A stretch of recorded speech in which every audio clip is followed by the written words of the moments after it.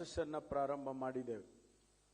ಮಾನ್ಯ ಮುಖ್ಯಮಂತ್ರಿಗಳು ನಮಗೆ ಕಾನ್ಸ್ಟೇಬಲರಿನ ರಿಕ್ರೂಟ್ ಮಾಡೋದಕ್ಕೆ, ಸಬ್ ಇನ್ಸ್ಪೆಕ್ಟರ್ಗಳನ್ನ ರಿಕ್ರೂಟ್ ಮಾಡೋದಕ್ಕೆ ಅನುಮತಿಯನ್ನ ಕೊಟ್ಟಿದ್ದಾರೆ.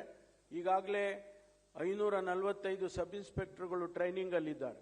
ಅವರ ಜೊತೆಗೆ ಇನ್ನೊಂದು ಬ್ಯಾಚ್ 402 ಸಬ್ ಇನ್ಸ್ಪೆಕ್ಟರ್ಗಳು ಕೂಡ ಇವತ್ತು